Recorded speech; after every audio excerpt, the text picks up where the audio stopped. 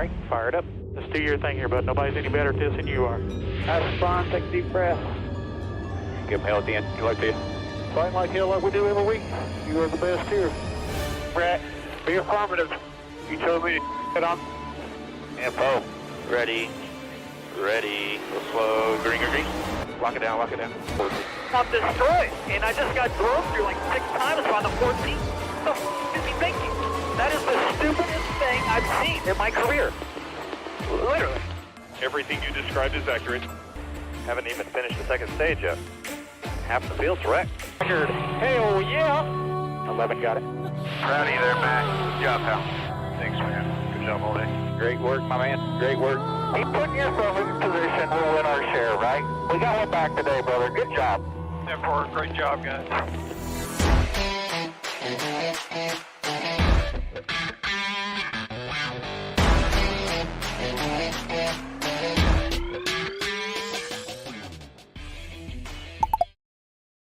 And welcome to Racing in the Draft. My name is Mark, and welcome to this special late night edition of Racing in the Draft. Yeah, I know, I'm about 12 hours early from where I normally do this video, but tomorrow we've got baseball tournament starting at 9 a.m., almost an hour away from the house. So I'll be out the door by 7 a.m., and the last game doesn't finish, we play 2 games, and then they might play a final. So, but that second game doesn't until 3. So I won't be anywhere close to my computer or home to do this video, so I am doing it late night edition. Worked pretty hard and got everything wrapped up and ready to go early.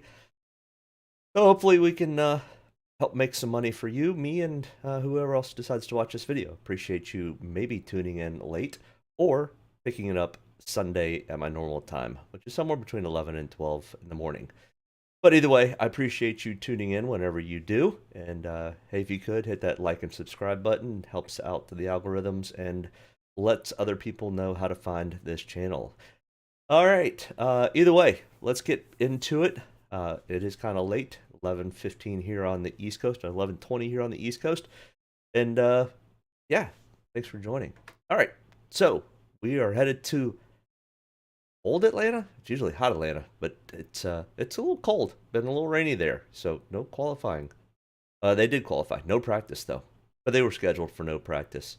But either way, let's take a look back to last week at the Phoenix race, the United Rentals 500 at Phoenix, where first time back-to-back winner William Byron got the win after Kyle Larson, my guy, dominated almost the entire day. But either way, let's look at the optimal lineups from Phoenix. We had, of course, Kyle Larson leading 201 laps, dominating. William Byron also on the optimal board, leading 64 laps. And, man, that race just slipped away from Kevin Harvick there at the end, leading 36 laps. Played out almost exactly how I thought it was going to. I just didn't quite have the right people in the right places, but I still ended up doing fairly well, even though I had to use, my wife had to enter in the picks into her Draftkings because Draftkings had locked me out. I finally got it back on Wednesday, just in time for March Madness to start. Isn't that so nice of Draftkings? I appreciate that. No telling what I could have won I'd played in the normal tournaments that I do, but since I was using my wife's account, she doesn't usually carry that big of a balance, and I didn't want her to put more money in just to take a shot at winning some, so I took it real easy last week and still ended up making a little bit. All right, but yeah, so I didn't think it was going to be a race where we were going to see a lot of place differential. We did have a couple of guys come through, but as you can see, I mean, realistically, we only had 2 place differentials. Kevin Harvick from 15th to 5th and Chase Briscoe from 24th to 7th. I mean, Ricky Stenhouse Jr. made it in mostly because he was value at 5,800 and Michael McDowell value at 5,400.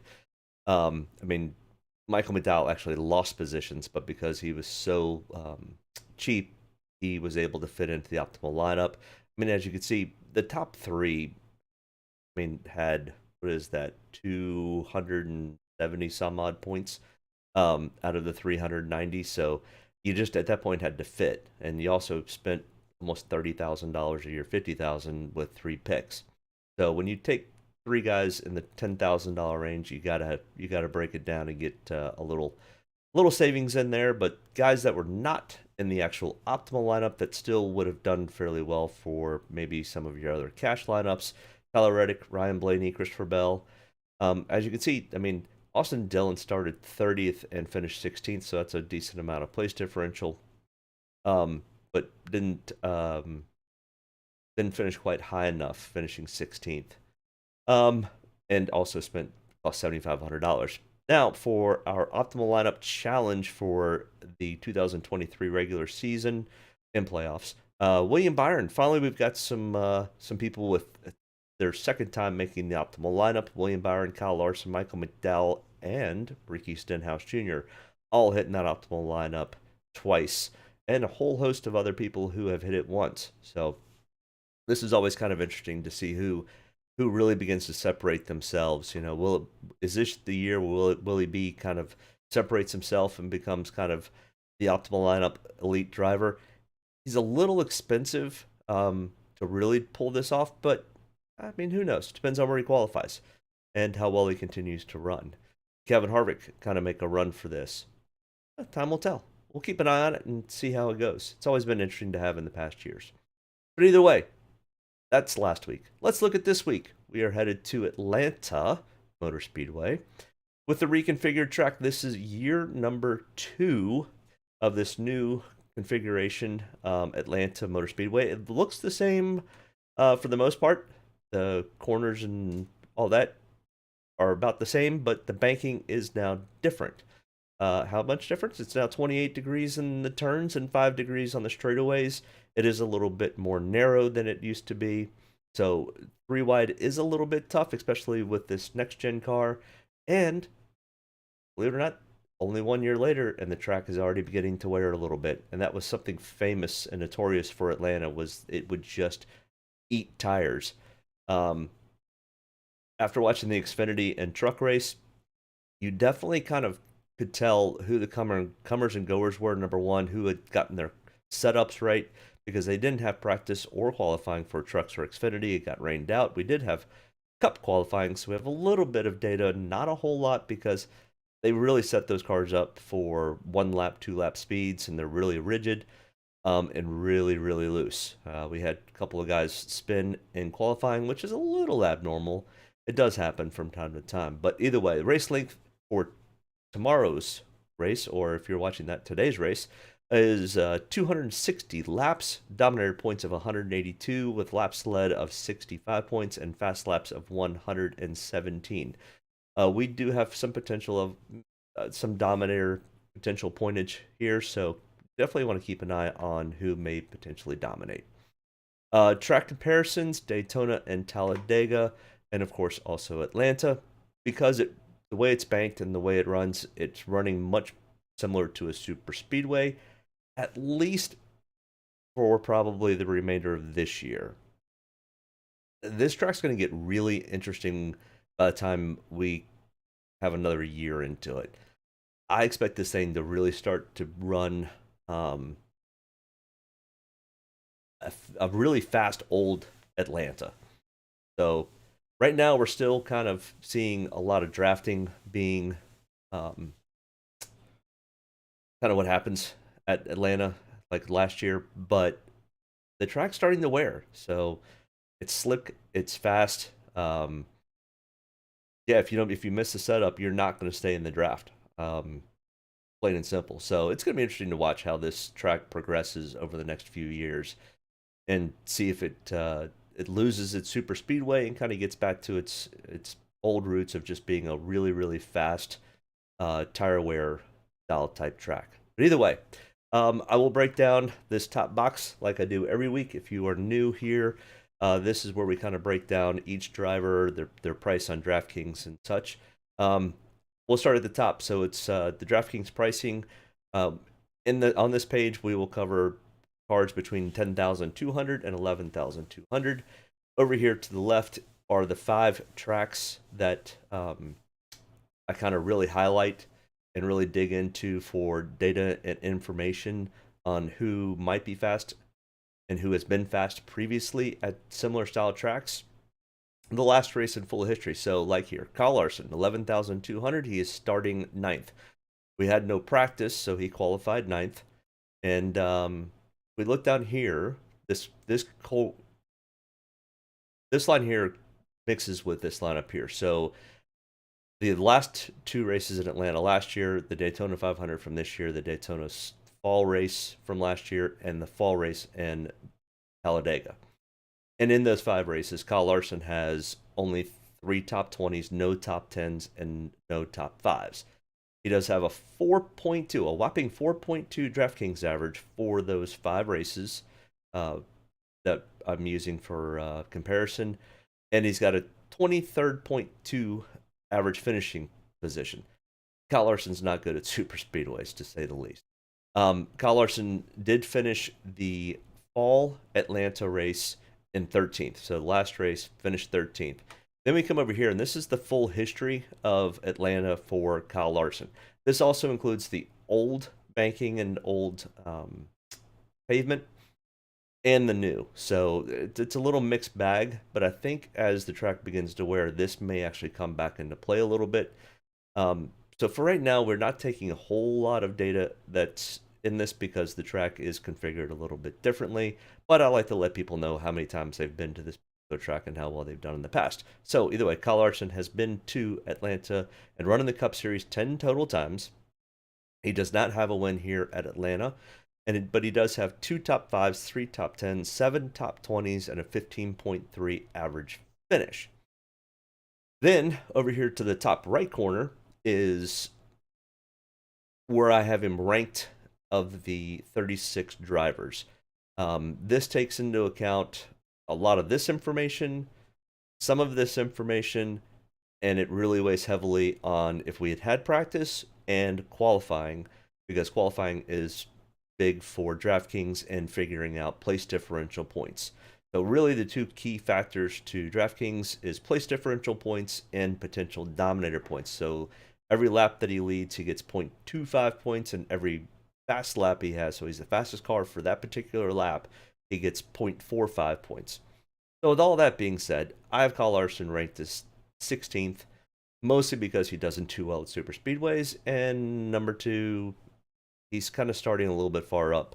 So the further up you start, the less potential place differential you have, but the better chance of a potential better finishing spot. And then next to this 16, where I have him ranked 16th, is 10 to 15%. So this is the amount of ownership that I have in Kyle Larson out of my 40 total lineups that I run on a given week. So, with that being said, I have him in about 4 to 6 lineups. I never give you a definite number because I don't really want to share my exact lineups that are running.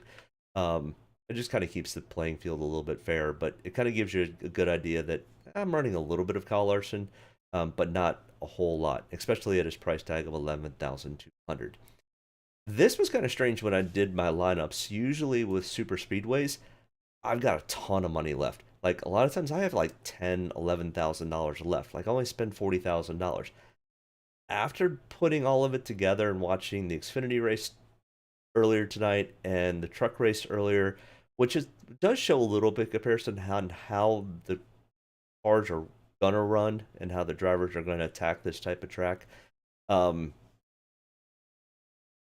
If they miss the setup at all, and a lot of times the less funded teams in Cup will miss the setup or won't quite get it where it needs to be, where the Kyle Larsons, so the Hendricks, the Penske's, the Toyota camp will have better data and engineers and better simulation time, and are able to kind of hit the setup a little bit better, where the less funded teams may not have as much critical information. And it really seems kind of the cream is starting to rise to the top, especially this year. Hendrick has been very dominant. Toyota's playing catch up, so is Ford. But Toyota seems to be the one that's really kind of falling behind. I don't know if it's just the aero body package that is on the Toyota this year that's a little bit different, that's causing it. But either way, I think we're still going to see a fair amount of place differential for Atlanta, but not what I would consider to be a Daytona or Talladega type thing. Like at a Dega or Daytona, I would still play a BJ McLeod, or I would play a Cody Ware or a JJ Yelly, who are the cheapest of the bunch. We'll get down to them in a little bit, but I really don't have much ownership of them at all. I just don't think um, that it's. I just don't think it's going to play out the way we think it did last year. Family Man, hey buddy, good to see you again. I have no clue which way to go with lineup construction at New Atlanta. I feel like one Dominator builds, mixing the rest with PD plays, but I'm just not sure. Yeah, yeah. It took me a while tonight. Usually I can knock out 40 lineups in about an hour, hour and a half. I think I was 2.5 hours into building my lineups tonight. Now, I was watching the Xfinity race. I was also watching March Madness. I was also hanging out with the family a little bit, so it took me a little longer. But yeah, lineup construction was a little bit different. I still think there is a potential for a Dominator to lead, 30, 40, 50% of the laps. I don't think we're going to see the high rate of lead changes that we have in the past. That's just my opinion. We could get this thing tomorrow and we have 25 different leaders and they all lead just 2 laps. I don't think that's going to be the case. This is starting to run more like a really fast mile-and-a-half style track with some drafting. But I mean, without practice and what we saw in qualifying on a very dusty track that was very green, no rubber being laid down on the track, it's really hard to get any gauge on with qualifying on how they're actually going to run. But in the truck race and Xfinity race, we didn't see the massive pack drafting after about 15 to 20 laps. They kind of separated themselves a little bit. And then you had some comers and goers. The guys with with new tires, like Parker Kligerman, changed his tires, started 18th or 19th, and within like 6 or 7 laps was able to get back up into the top 10 and then got himself all the way up to second within 20, 25 laps. So the tire compound is going to be very similar. It's going to be cool tomorrow again.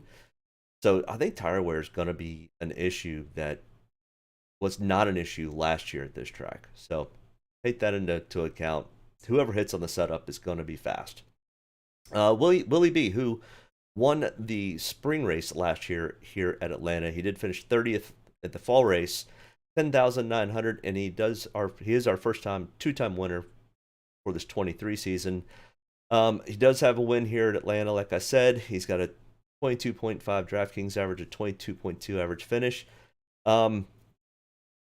Starting 11th, I mean, he's kind of sitting in the same boat as Kyle Larson. I think the Chevys will be fast. I don't think they hit qualifying trim the way they wanted to, like the Fords did. Fords just absolutely dominated qualifying. And I don't know if it's just the aero package for the Fords or if the Chevys just were set up more for race trim. But the Toyotas were even worse than the Chevys and the Fords. So who knows what's going to happen? It's really going to be who's going to get this setup hit right. And then everything's going to change because we've had 2 races tonight. We've laid a lot of rubber down on that track. It's going to be crazy. But either way, I've got Willie B third on the ranking systems. I've got him in 15 to 20% of my lineups, mostly because of his price tag. And it's just there's not a whole lot of PD upside potential. And if we do have a lot of lead changes and no real Dominator, I don't have a whole lot of ownership on Willie B. Family Man, Kligerman had a monster run at the end there. I believe it was Moffitt that just stalled out behind him. Yeah. Yeah, Moffitt. I don't know what to think of Moffitt, but Kligerman's going to end up getting a couple wins. They're probably going to come on road courses. He's really, really good at road courses. But he almost got himself a win tonight with that tire strategy. He was running in the top 10 almost the entire race. I was actually listening to his pit scanner today on NASCAR.com, and it was really interesting to hear some of their strategies and thought processes. But We don't have a Parker Kligerman in this race, but we do have a Kyle Busch at 10,700, starting 17th. He almost almost didn't get to qualify. He missed inspection twice and finally got it on the third try. If you miss it 3 times, you don't get to qualify and you have to start at the rear. And they throw like half your pit crew out. It's crazy. But either way, Kyle Busch, 10,700, a little expensive, starting 17th, but so there is some PD upside potential. I think the way the track's starting to change dynamically with the tire wear, I think we could see this really kind of leaning into much more of a racetrack that Kyle Busch is going to do really well at. It's going to run, I think, a little bit maybe like Las Vegas, really fast with some tire wear. But I think we're going to have some drafting still at Atlanta. So Kyle Busch starting 17th, you know, anything's possible because they will run in fairly tight packs for the first 10 to 15 laps. Then they'll start to get some separation. The question is, one person makes a screw up and takes out 3 or 4 cars. Kyle Busch, one of them. He's starting in the middle of the pack. It's always potentially trouble. But 10,700, I've got 25 to 30% ownership in him. And Kyle is hit or miss when it comes to super speedways. As you can see, his average finish is 20.4 for the last 5 super speedway style races.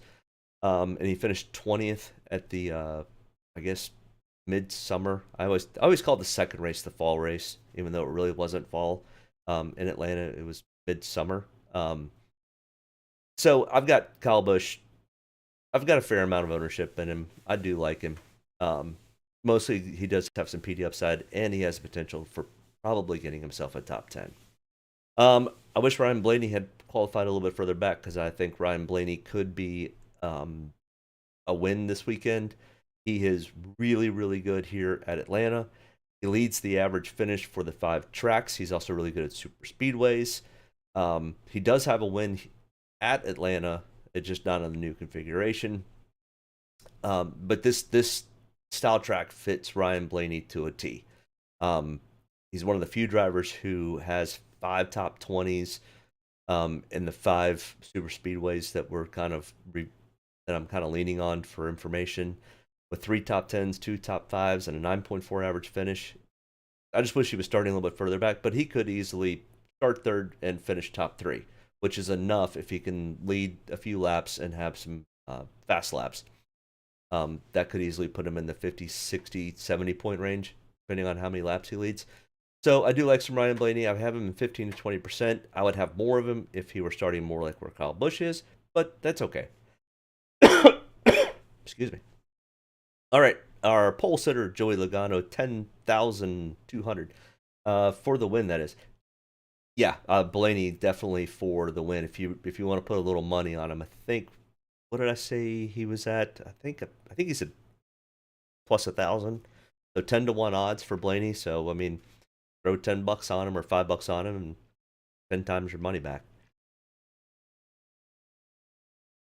All right, next in line here, Joey Logano, our pole sitter, 10,200. And if you are familiar at all with my videos, you probably know what I think of pole sitters, especially at super speedways. No thanks. I have 0 to 5%. I can tell you right now, I have 0 ownership in Joey Logano. He's okay at super speedways. He always seems to find himself in a mess at some point. He either messes up on a pit stop, or the setup's not quite where it needs to be. He gets past, and then next thing you know, he's in something stupid. So I don't like Joey Logano. Don't like the pole sitter at super speedways. So just no interest there. He does have 1 top 5, 2 top 10s, 3 top 20s for the last 5 super speedway package style races, and a 15.2 average finish. Well, 15.2 average finish when you're starting first does me no good. So no real interest in Joey Logano. He was pretty informative in the booth, though, today for the Xfinity race. And Daniel Suarez always cracks me up when he does those. All right, next in line here, Ross Chastain, who has really taken to the new Atlanta Super Speedway. I think next year we're just calling it Old Atlanta again. But $10,000 starting at 18th. We've got a decent amount of PD upside play here for Ross. He finished second in this race in the late summer fall race. He's got a 10th place average finish for the Super Speedway packages tracks that I'm looking at. He's got a 42.1 Draftkings average, which is the highest of all the drivers. And as you can see, he's got 3 top 5s, 4 top 10s, and 4 top 20s. Yeah, I do like Ross Chastain. If he were starting a little bit further up, I would probably put him right there up with Ryan Blaney as a possible win. So, yeah. Now the question is, do he and Denny Hamlin end up crossing paths at some point? Then he says the hatchet is buried. I wonder if the hatchet's buried for Ross. I don't think Ross ever had an issue with Denny. I think they just happen to run together a lot, and Ross is super aggressive, and Denny is typically not. And I think Ross just ends up pissing Denny off. So Denny decided to wreck him last week. Oh, look at there. They run together. But yeah, I think for DraftKings, Ross Chastain is my number one highest rank, and I've got him to 35 to 40% ownership. He is not my highest ownership, but he is probably top 5 on my ownership scale. And Ross is probably going to be fairly heavily owned, just to keep that in mind. So if you're looking to be contrarian, yeah, Ross may not be who you're. Ross is going to be chalky. Denny Hamlin, 9,800. Might be just as chalky as Ross, starting 14th. He's got some PD upside. Like I said, I don't think we're going to see, other than maybe a Ty Gibbs that's starting 35th, who decided to try to knock down the wall during qualifying. I don't think we're going to see a whole lot come from the 30s. I think most of our place differentials are going to come mostly from the 20s and high 20s. Which leaves the door open for Denny Hamlin. If he can, get up and finish top 5, that's going to be enough to really probably put things into at least cashing territory, if not potentially doing well in tournaments. So Denny Hamlin, 9,800. He's got a 15.2 average finish for the 5 Super Speedway type packages. He's really good at Daytona. He's not as good at Talladega, and this track's so new with its nuances that it's hard to say who's really actually good at Atlanta, and I think it's going to just drastically continue to change over the next 3 to 4 years. So, starting 14th, we got some PD upside potential here with Denny. He finished 25th in the fall race last year, late summer race. But I have him in 35 to 40% of my lineups. He does understand and knows how to draft well, and he runs fairly well at 1.5-mile style tracks. Christopher Bell at 9,500, starting 10th. So he got inside the top 10 for qualifying. Then they went back and did the second round of qualifying, and Christopher Bell was one of the guys that decided to spin his car out. Yeah, he was definitely hitting the bump stops on his shock system, which was really causing him to be really, really loose, and he just spun it around. That's going to be the interesting part tomorrow, is where these guys end up putting their setups. If they're as rigid as they were in qualifying, we're going to have a real S show tomorrow. They kind of get some spring back into these cars, and get them to where they're really sticking back to the track again and not on edge, then we may see some good drafting, at least in the beginning of runs. Tire wear is going to be big issue. I don't think anybody's really talking about it, but I think tire wear is going to be a key play for tomorrow. But Christopher Bell, 9,500, starting 10th, had me a little bit worried that he spun out in qualifying. I don't know if they ended up doing any type of damage to their undercarriage when he did do that, so keep that in mind, starting 10th. Yeah, he's got a little bit of PD upside play, not a ton, and his average finish at Super Speedways is a 19.6. He finished 19th in this race last fall.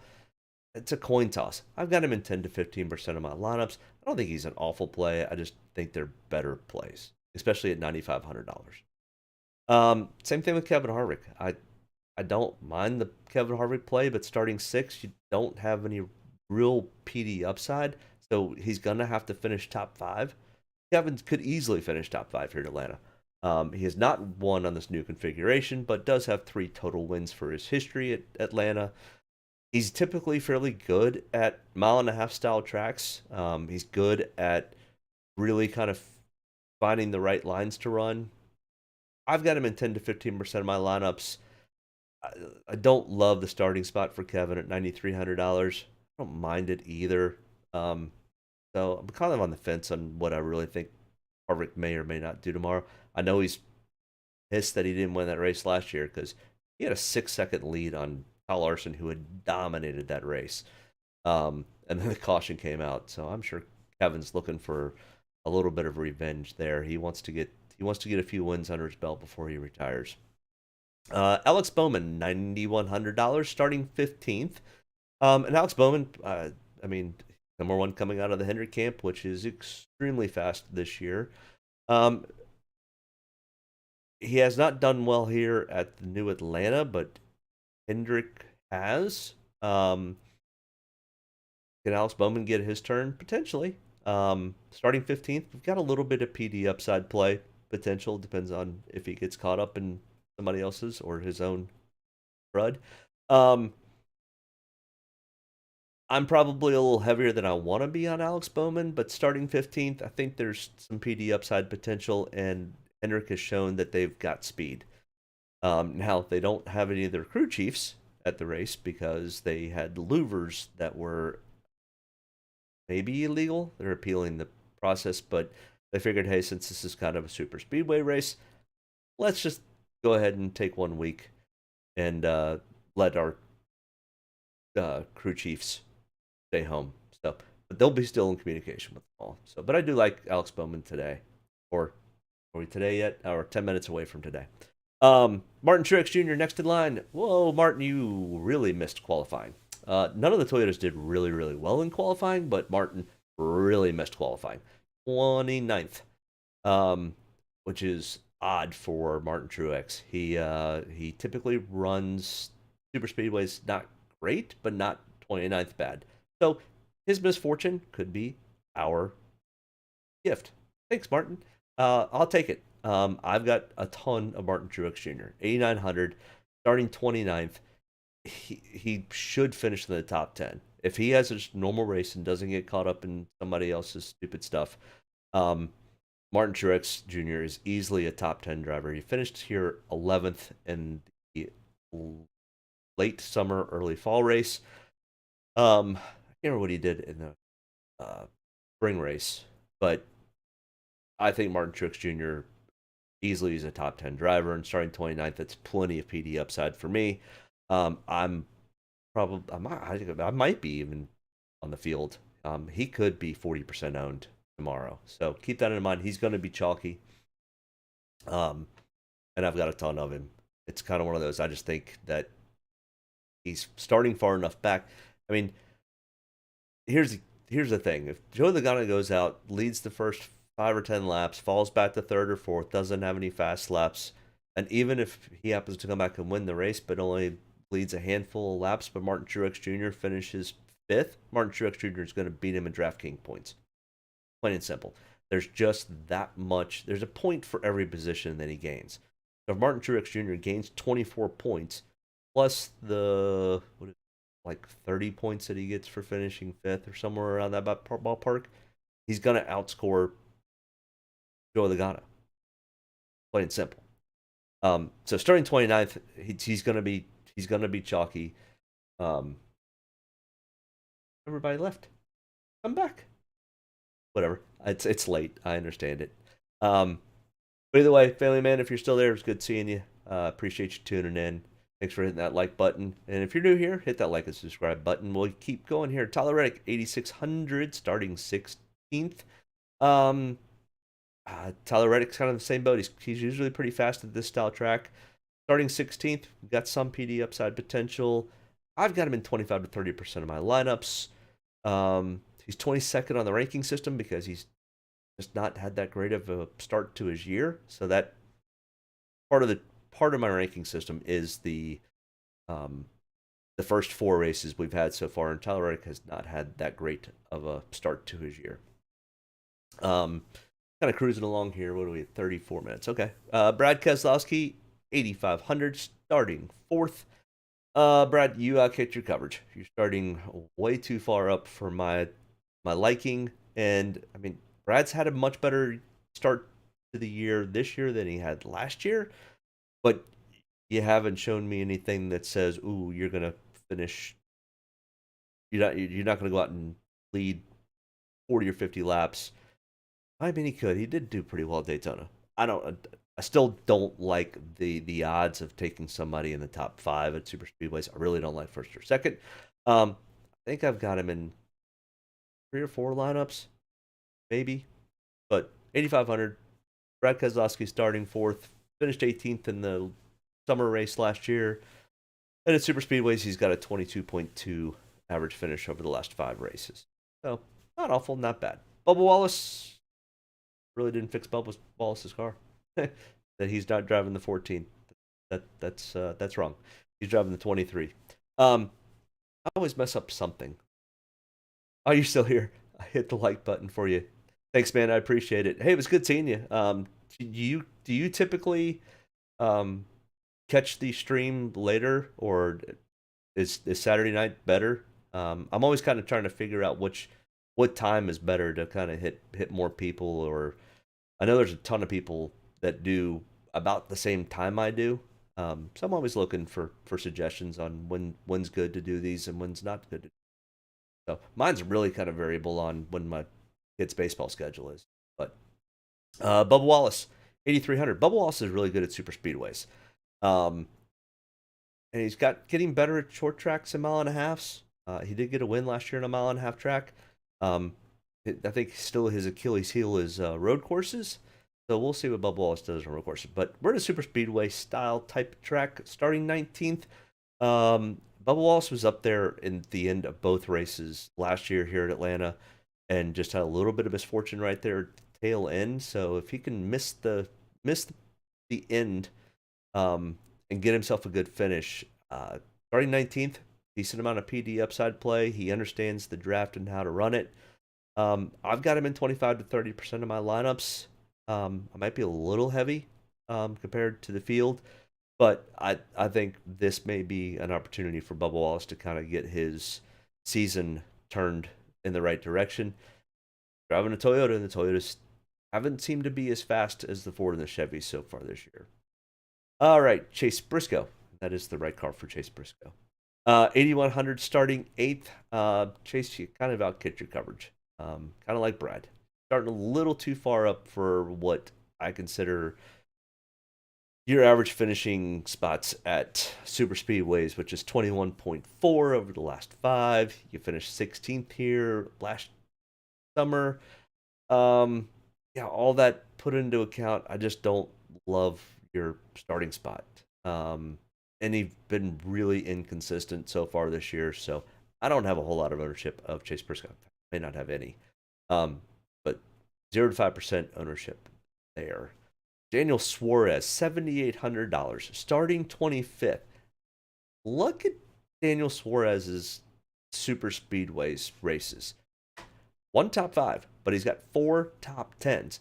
This is one of the best stats of anybody in the field when it comes to Super Speedways over the last 5 races.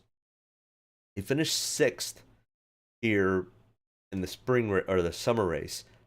I think he finished that far up here. I can look real quick.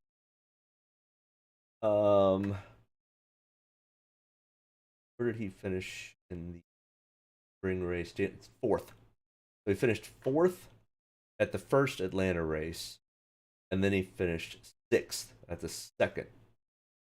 So, all in all, I like Daniel Suarez a lot. I think he has got easily top 10 potential, if not top 5 potential. Starting 25th, I mean, he's right there with Martin Truex Jr. for me. 25 to 30% ownership is where I'm at on him. I probably should go a little less Martin Truex Jr. and put a little bit more toward Daniel Suarez, but I've already put him in. And like I said, I've got to be up at like 6 in the morning for baseball, so I'm probably just going to leave it where it is. It may come back to bite me, but I still have a decent amount of ownership in Daniel Suarez. Austin Dillon, $7,600. runs really well at super speedways. Does have a win at Daytona, the fall of Daytona, and now his average finish at super speedways is not great, but typically his running where he runs in the race, he's usually right there in the top 10. So if he can end up finishing a race, he's going to end up finishing fairly well. So I've got him 20-25%. I know he's starting 13th. I just have a gut feeling Austin Dillon may be one of the ones that he doesn't do well. It's going to might cost me a little bit. But I'm willing to take the chance because I like Eric Jones a lot. Starting 28th, this style of track, now that, in my opinion, the track is starting to change a little bit. 28th, I don't really like the guys that are starting in the 30s, except for maybe Ty Gibbs because he's starting next to last. And I don't think he finishes there. I don't think Ty Gibbs has a real shot at finishing top 10, but I think he can finish top 20. And if you're starting 35th, that's enough PD upside, and he's cheap. We'll get to him in a minute. Eric Jones, 7,500, which is right there on the borderline of value. Sunday mornings usually, but my wife and I got on YouTube. See you on. When you start streaming, I'd watch every stream. Yeah, most of the time I'm going to stream somewhere between 11 and 12, as long as the race starts at 3 and I don't have any baseball. When I have baseball, everything kind of gets a little bit wonky, depending on when his games start. So, with that being said, most of the time I'm going to start between 11 and 12 in the morning on Sunday mornings. But, well, number one, my wife's out of town, and so I'm the only one to take him to his ball game tomorrow, and it's really early, and it's all day, and it's an hour away. If it were 10 minutes down the road, we have a break at 11 to 1, but I would literally drive home and have to turn around and drive back just to get to a second game. So that's the reason why I'm doing late night, and why not? I get to see the family, man, so I appreciate you tuning in. Eric Jones, let's get back to the picks. 7,500, starting 28th. Lots of PD upside potential. Like I said, I think this track is kind of coming to Eric Jones's driving style. A little loose, a little bit on high tire wear or higher tire wear. We're not gonna have Darlington type of tire wear yet, or old Atlanta tire wear, but I think we're gonna see more tire wear than we think. But Eric Jones finished 4th in this race last summer. So 15.6 average finish at super speedways. So yeah, starting 28th, I think Eric Jones has easily a top 10 potential in him. He's not been super strong this year, so he may get overlooked a little bit. So I've got him in 35 to 40% of my lineups. I'm probably too heavy on Eric Jones, but I like Eric Jones for tomorrow's race. Josh Berry, $7,300, starting 21st. I have no idea what to do with Josh Berry. He finished 6th or 7th in tonight's Xfinity race. Kind of hung there all day long. The problem is, if this car does get really, really loose, I mean, I like Josh Berry a lot. I think he's great for the sport. I think he's a lot of fun to watch in the Xfinity series. I think it's great that he's getting this opportunity to drive that number 9 car. Number one, you don't have the kart crew chief there, and now you're a new driver in this new crazy car on a really wacky super speedway hybrid thing called Atlanta Motor Speedway. I mean, if you happen to catch qualifying and you listen to Clint Boyer and those guys talk about this car, literally, if it slips at all, you can't try to save it with the wheel. You just kind of have to just get out of the throttle and let the car catch up to itself. Because if you try to force it, it just catches the other way and puts you right on the wall. And I just don't know if Josh Berry's figured that part out yet. Josh Berry is where everybody else was last year when they went to Las Vegas and Auto Club, where we literally saw everybody, including Kyle Busch, spin out. With the high speeds, slick track, decent tire wear, I don't have much ownership in Josh Berry just because I just don't know if he's.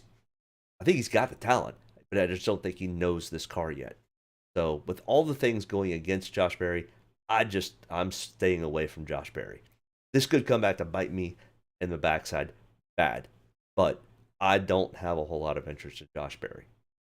There's another driver for the same reason that I don't have a lot of interest in. We'll get to him. Chris Buescher, 7,200, starting 7th. Ran really well at Daytona. Was up there with Brad Keselowski for most of the race. Chris Buescher also ran really well at Phoenix. He's run really well at other tracks all year long.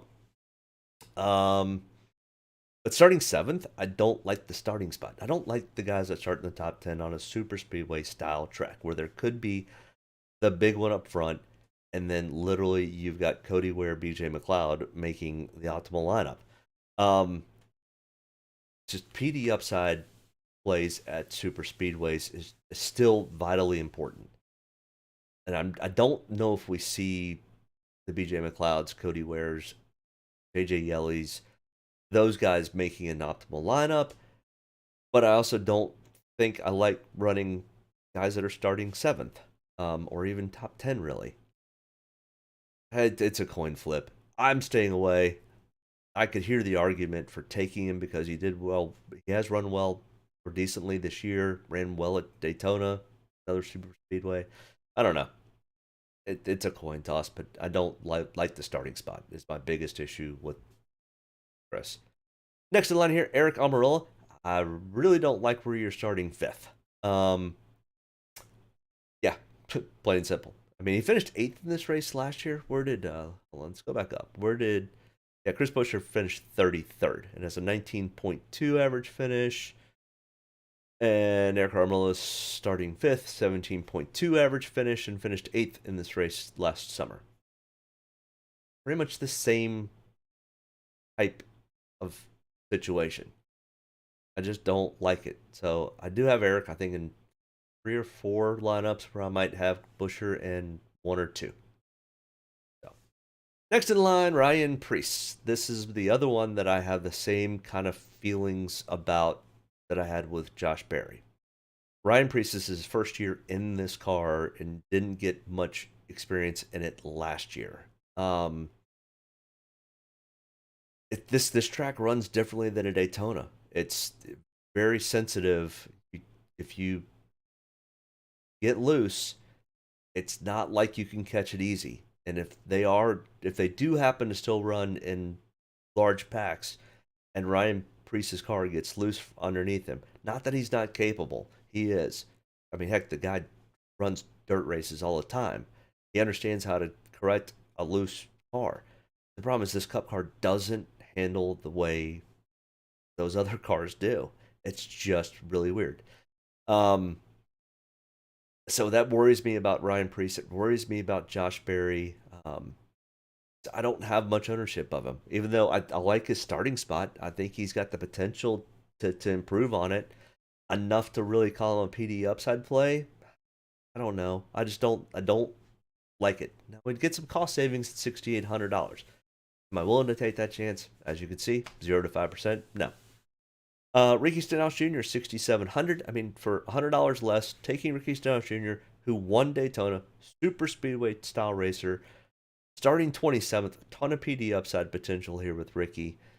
He has not run well at Atlanta in the new configuration, but he does run super speedways well. He's feeling good about his Daytona win. Starting 27th, I'll take that much more than I would take a Ryan Preece or an Eric Almirola starting 5th. So it's 6,700. I've got more ownership of Ricky Stenhouse Jr. Now his average finish is 21.4, 21.7 for all of Atlanta tracks. Yeah. So I've got a decent amount of ownership in Ricky Stenhouse Jr. Mostly because of his starting spots, and he's feeling good about his Daytona 500. Next in line here, Austin Cindric 6,500, starting 2nd. As I beat this horse to death, I don't like the pole sitter or the outside pole sitter or much anybody in the top 10 on super speedways. And this track's still going to act like a super speedway, even though I think handling is going to be a major issue. I mean, he's got a 14th place average finish for Super Speedways, and he finished third in the summer race. Problem is, if he slips at all and finishes 10th, forget it. He's going to screw your lineup up. I understand completely. You always got my support. I will try to check more on Sunday mornings. Yeah, hey, I appreciate that, Family Man. I appreciate you tuning in tonight, hitting the like button. Anybody else, if you could, hit that like and subscribe button. I try to put together great content. I think Family Man, when he first started coming on, I don't play a lot of games with trying to talk people into doing stupid stuff.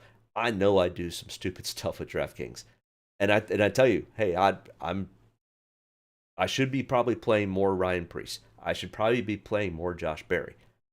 I just don't feel comfortable doing it. And I've tried to give you my honest opinions about it, and I try to back it up with some stats and facts. And some of it's just opinion. And if it's an opinion base, I'm going to tell you that's my opinion, and it's not coming from fact or statistics or whatever. It's sometimes it burns me, and sometimes it doesn't. And if it burns me, I take ownership of that. I just try to give you the facts, and you make your lineups with what you will. Because guess what? You're watching this for free. You're getting the advice for free. I'm just putting out all the information. So, and I'm trying to give you a ton of information. So take it for what it is. Like this next one. Great content, my man. I appreciate that, family man. AJ Allmendinger, 6,300.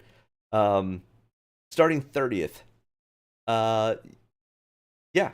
AJ Allmendinger understands how to drive this car, at least. He doesn't have a ton of experience like all the full-time guys that ran last year, but AJ still ran 12, 13, 14 races. So he understands what to do when this next-gen car gets loose and a little wonky. Not that he necessarily can save it, but he's not going to push it beyond its means as often. I say that, and he's going to cause the big one tomorrow or something.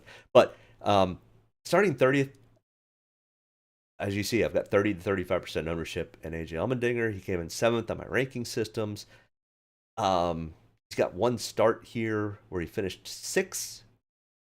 No, I don't think AJ actually ever started on the track. I think that's Daytona from this year where he finished 6th.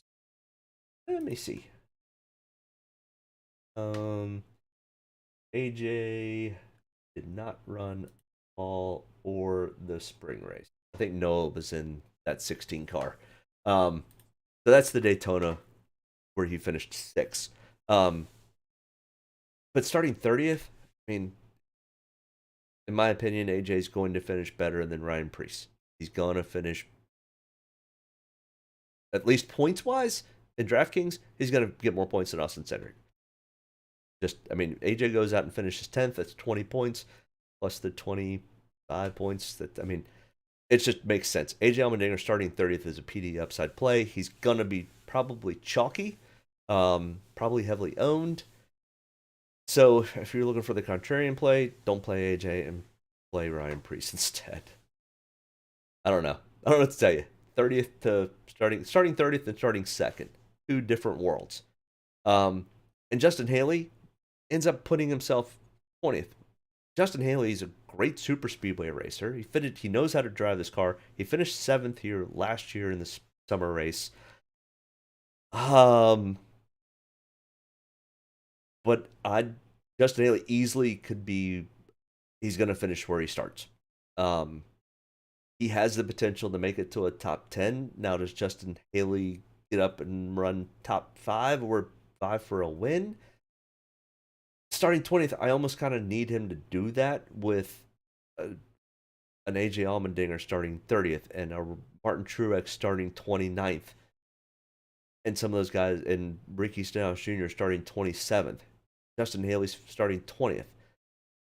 I think those are 3 guys that could easily surpass Justin Haley in finishing spots. So when it comes to PD upside play, I don't know if there's a ton with Justin Haley. There is potential. He knows how to do it. He's won Super Speedways before. He finished 7th here in the summer race last year. I don't like the starting spot for Justin Haley because I think it's more of that's probably where he's going to finish.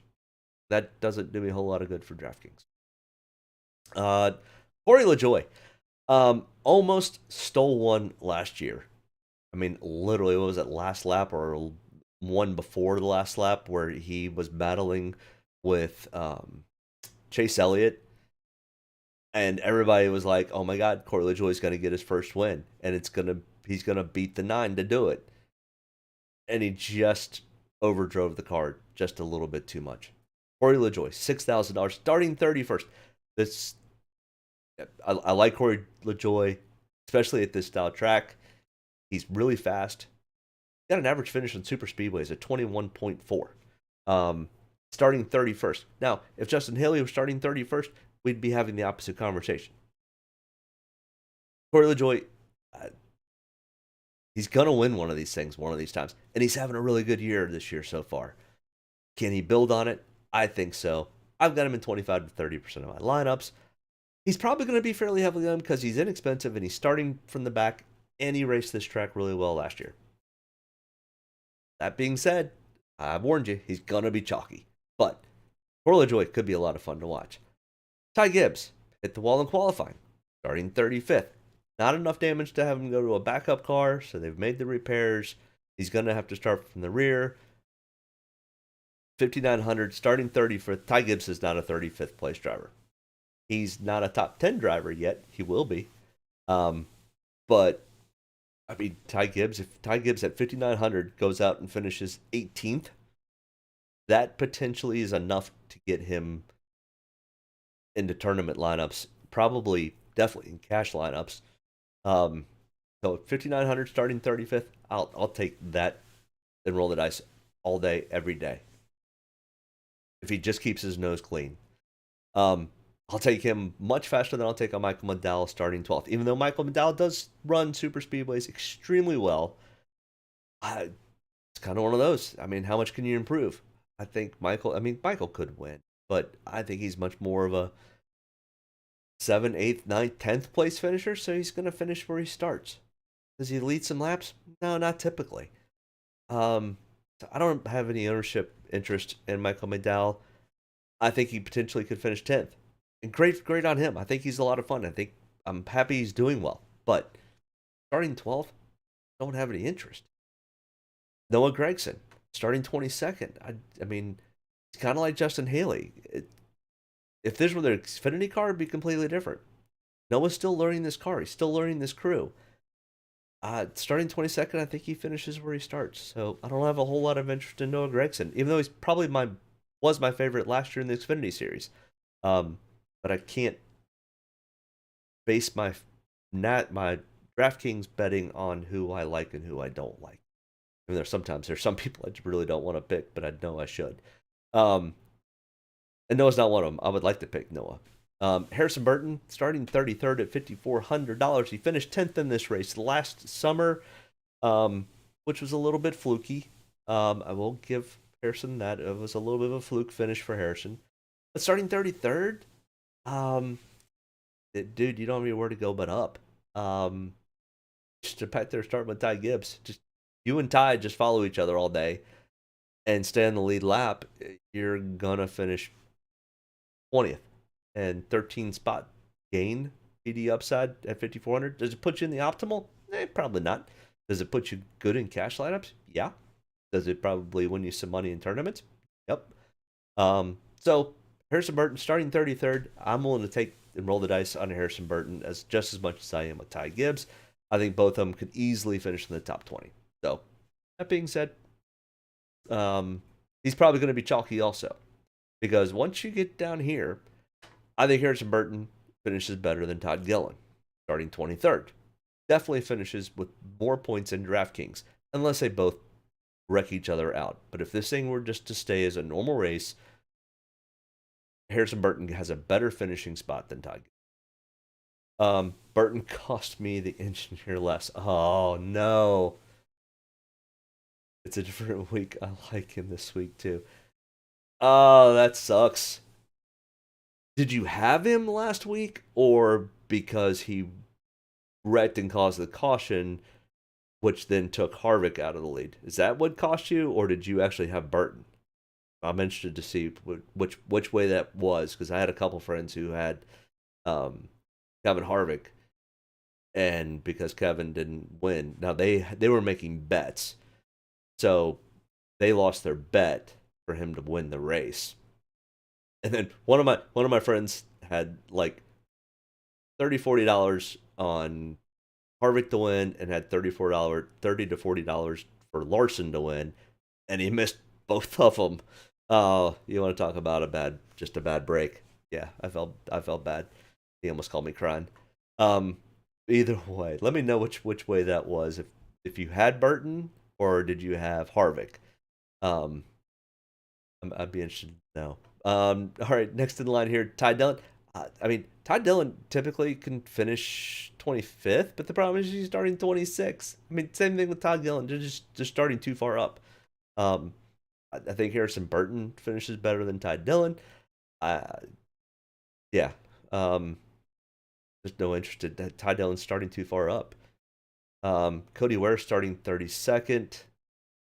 Just no real interest here with him starting 32nd when, I mean, got a 20.2 average finish on Super Speedways. Yeah, I don't. I mean, he's got a 38 Draftkings average.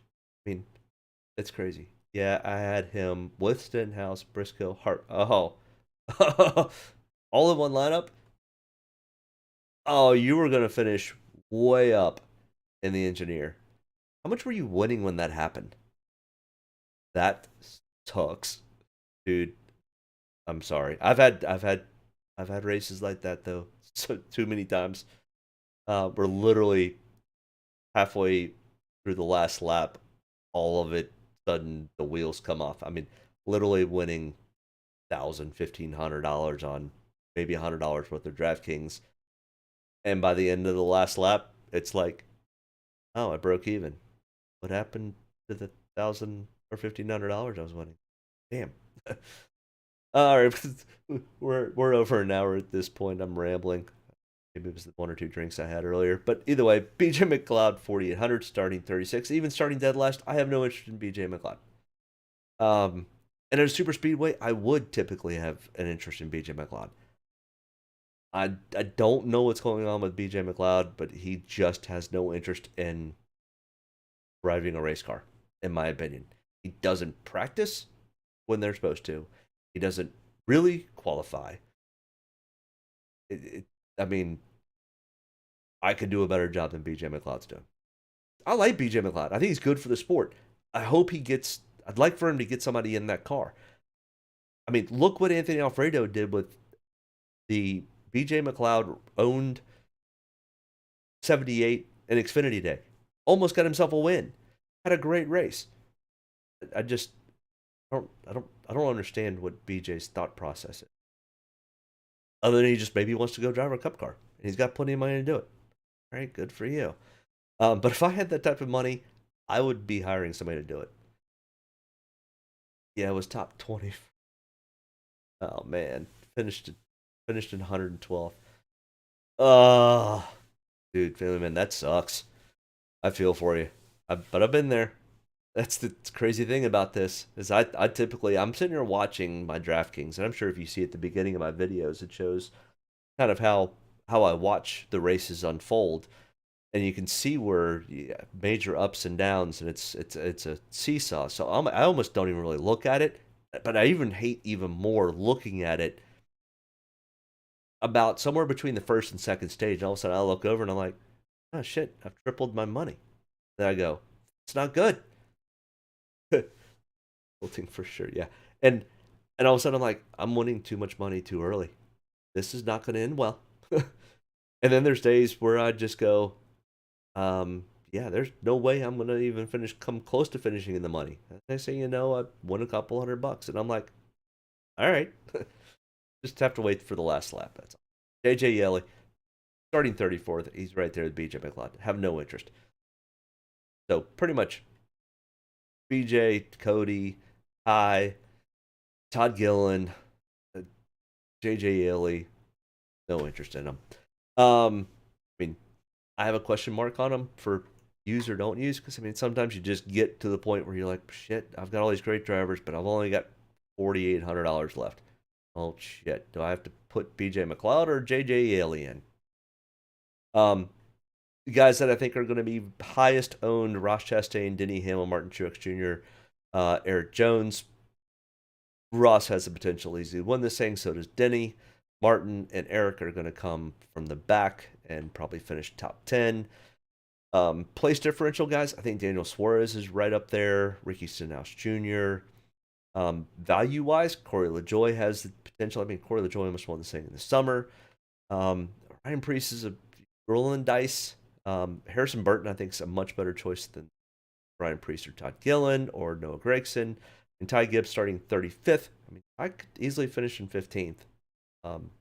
Do I think Ty Gibbs goes finish in top 10? Maybe, probably not. And then if I had to pick people who are going to finish, start up front and finish kind of up front, Ryan Blaney. I mean, William Byron's just on a heater right now.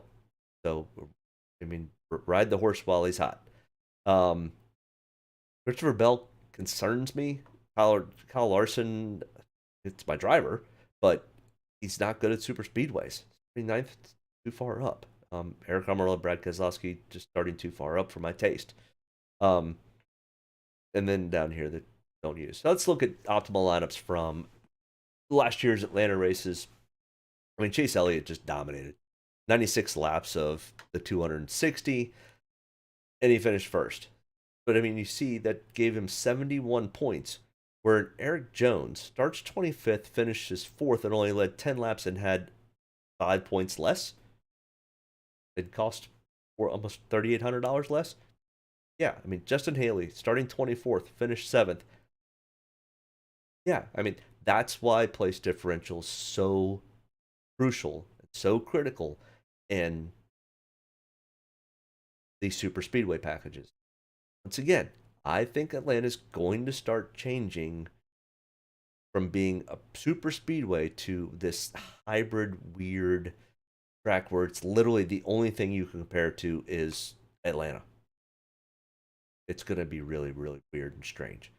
So the first race, which was even the more strange race, on this new, I mean, they had the next gen car. It was like the 5th race of the year, brand new layout, brand new track, drafting. I mean, it rolled the dice. It was crazy. And we had nobody dominate. Ross Chastain led 42. That was the highest of anybody in the field. He led 42 laps. Finished 2nd. But, I mean, yeah, it was 12th place, 33rd place, 7th, 26th, 13th, 9th were starting spots. All finished in the top 10. Place differential, place differential, place differential. I mean, it was only 3, because I take place differentials as being, you have to move 10 spots or more. So, yeah. But the 5 people who finished in the top 5. But we had $3,300 left and $2,900 left. And I'm telling you, when I built my lineups tonight, I think on average I had $900 left. It's so different than what I would normally build for my lineups. So either way, I'm now 8 minutes over my 1 hour. Usually I try to keep these things right to an hour. I got to talking to Family Man. Good to see you again. I appreciate you tuning in. Yeah, typically it's going to be Sunday mornings somewhere between 11 and 12, probably closer to 12. But it all depends on what's going on with baseball and things of that nature. So I appreciate you tuning in. Thanks for hitting the like button. If you're new here, hit that like and subscribe button. Good luck tomorrow. Hope you win a ton of money. Hopefully you hit that engineer and they pay you back for the mishap from last week. But Draftkings is so weird. You never know. All right. You guys have a great one. Good luck tomorrow, and we will see you next Sunday for COTA. Have a good one. Thanks. Get a good deep breath. Get ready to roll here. Only about one thing tonight, getting the W, so got to be around the end to do that. Get ready to roll tonight, boys. Let's go have some fun. Don't get me any more fired up than I already am. All the way to the checkered. You're fine. Nobody's got to run. Checker time, baby! Hell yeah! Proud of you there, Matt. Good job, pal. Thanks, man. Good job all day. Great work, my man. Great work. Keep putting yourself in position, we'll win our share, right? We got one back today, brother. Good job. Great job, guys. Excellent work, my man. Excellent work. Thank you. That's awesome. Set out with a goal and got it here, bud. Thank you very much. Really proud of you, man. Drove your butt off tonight. We had the fastest car here, bud. Probably killed our deal there. Just feel like I gave one away. Yeah, boys. Way to rebound. Great job. Great job, bud. Really good job. Appreciate you hanging in there with us all weekend. What a weekend. Good job. Thank you.